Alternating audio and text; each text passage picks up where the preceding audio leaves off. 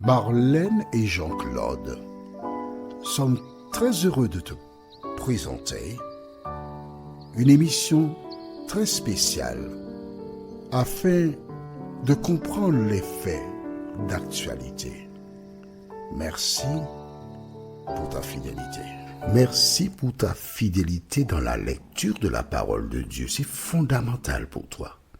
Je t'invite à lire la Bible pour comprendre le comment du pourquoi ou du pourquoi du comment. Aujourd'hui, nous verrons, il jettera le sort. Nous lirons dans le livre de Lévitique chapitre 16, les versets 7 à 8. Avant d'aborder ce sujet, recherchons la présence du Saint-Esprit, notre Seigneur et notre Dieu. Merci pour ta présence.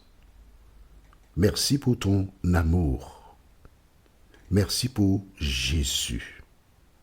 Merci pour l'assurance qu'un jour nos yeux le verront apparaître, afin de nous conduire dans un monde où la justice habitera. En attendant, Seigneur, cet esprit, conduis-nous encore dans la vérité. Au nom de Jésus et pour ta gloire éternelle. Amen. Nous avons vu qu'il devait y avoir 2 boucs. Alors aujourd'hui, nous lirons dans le livre de Lévitique, chapitre 16, les versets 7 et 8. Lisons. Il prendra les 2 boucs et il les placera devant l'Éternel, à l'entrée de la tente d'assignation. Verset 8. Aaron jettera le sort sur les 2 boucs, un sort pour l'Éternel et un sort pour Azazel. Voilà, on emmène 2 boucs devant Aaron. Il faut choisir l'un des boucs pour l'expiation et l'autre pour Azazel.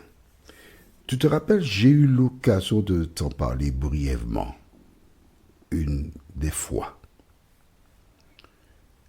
Alors, ce jour-là, c'est un jour spécial. Un jour où on va obtenir le pardon général. On peut dire que c'est le fameux jour du Yom Kippour, le jour du grand pardon. Et on emmène 2 boucs.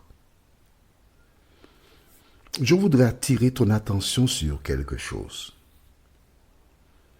La possibilité existait que l'on prenne un bouc en état bien, et puis un autre bouc malade, handicapé, aveugle, boiteux, et au départ que l'on dise, bon, celui-ci sera pour l'Éternel, le bon, et l'handicapé, ce sera pour Azazel.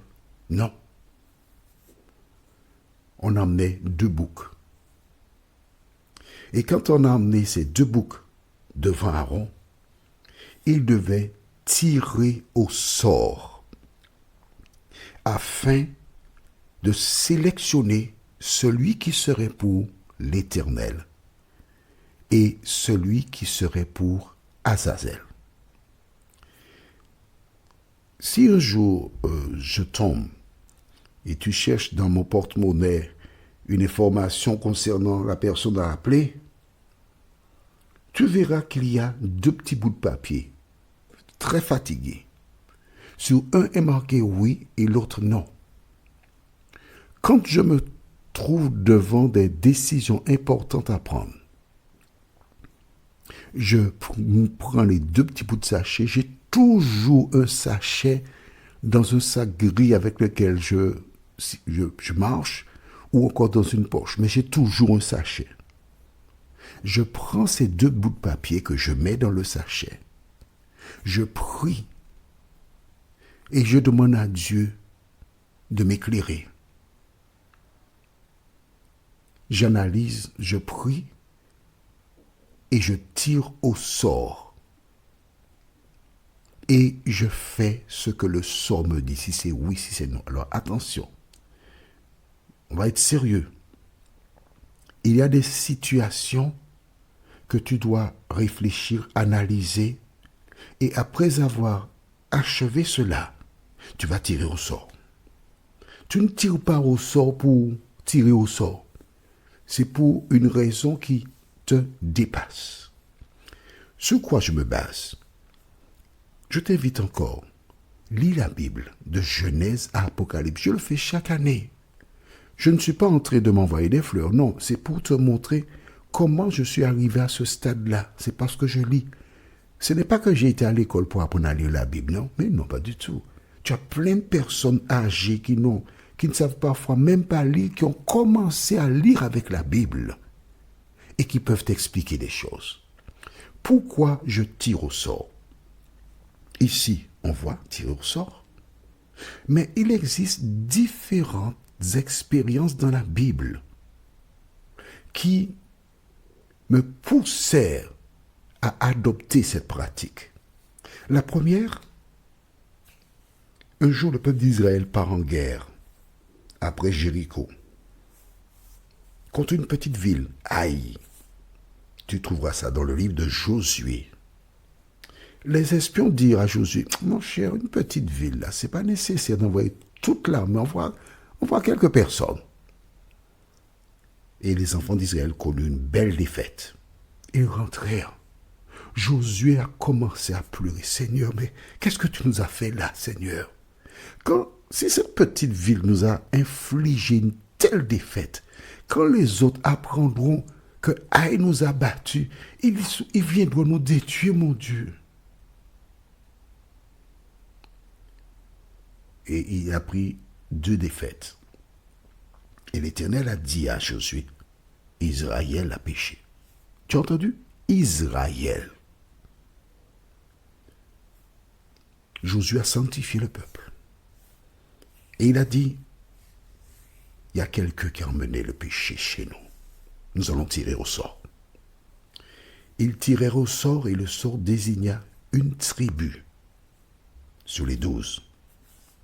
Ils tirèrent au sort et le sort désigna une famille de la tribu. Ils tirèrent au sort et le sort désigna un homme qui s'appelle Akan. Et lorsque le sort a désigné Akan, Josué a dit à ce dernier, donne gloire à l'Éternel, dis-nous ce que tu as fait.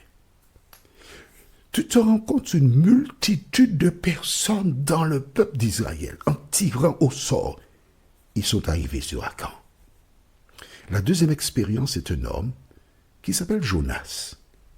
Dieu l'a envoyé à Ninive, mais il décida d'aller à Tarsis. Il fit le contraire. Il s'embarqua et dans ce bateau, il se coucha au fond et il dormait profondément. Et Dieu envoya une tempête.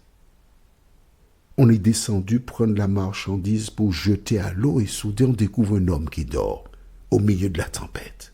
Le capitaine l'exhorte à monter. Et ces personnes qui ne sont pas des Israélites, ils vont tirer au sort. Et une fois qu'ils ont tiré au sort, le sort désigne Jonas. Et c'était vraiment Jonas. Comment expliques-tu ça? Vois-tu, quand tu lis la Bible, il faut l'étudier. Dieu parle à travers cela. Mais il y a des conditions à remplir. Voilà donc les 2 exemples que je te donne. La dernière fois qu'on parle de tirer au sort, lorsque Judas a vendu Jésus, il fallait le remplacer. L'on a présenté 2 personnes et ils tirèrent au sort. La Bible déclare, lorsqu'ils ont tiré au sort, celui qui a été élu, il est dit, l'Éternel, le Saint-Esprit désigna.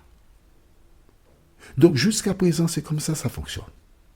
Mais toutes les fois que Dieu met en place quelque chose, les hommes passent derrière et ils font à leur tête. Prenons un exemple.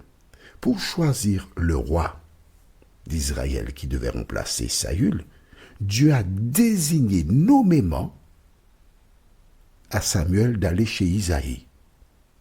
Aujourd'hui, dans certaines communautés, lorsqu'on doit nommer des responsables dans des églises, comment fait-on? Eh bien, on se fie sur l'opinion publique. C'est-à-dire que des personnes se réunissent dans un comité, ils énoncent des noms et chacun profite pour tirer sur son ennemi qui est dans l'église et puis dire du mal des uns et des autres. Il n'en était pas ainsi. Par le passé, on tirait au sort. Maintenant, je t'invite à étudier la Bible. Prends ton temps pour voir ce thème. Il faut l'étudier pour toi personnellement avant d'aller dire « il y a un monsieur qui a dit il faut tirer au sort ». Je ne t'ai jamais dit ça. Je me suis contenté de te dire ce que j'ai découvert dans la Bible.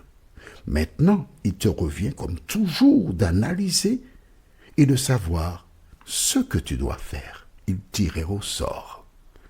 Notre prochaine étude sera le sacrifice d'expiation. Et nous lirons cela dans Lévitique chapitre 16, le verset 9. Le sacrifice d'expiation. En attendant, prions. Oh, merci Éternel. Merci pour la parole. Car chaque fois que nous venons vers toi, nous apprenons de nouvelles choses. Seigneur, aide-nous à ne pas apprendre, mais aide-nous à adopter ce que dit la parole et à l'appliquer dans nos vies, nous t'en prions, au nom de Jésus et pour ta gloire éternelle. Amen.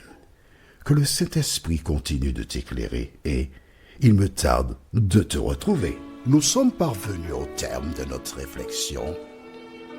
Si d'aventure tu as une question, il te suffit d'envoyer un message par le biais de WhatsApp au numéro suivant, plus 596 696 88 93 93. Et alors Jean-Claude, moi, je me ferai un réel plaisir de répondre à ta question.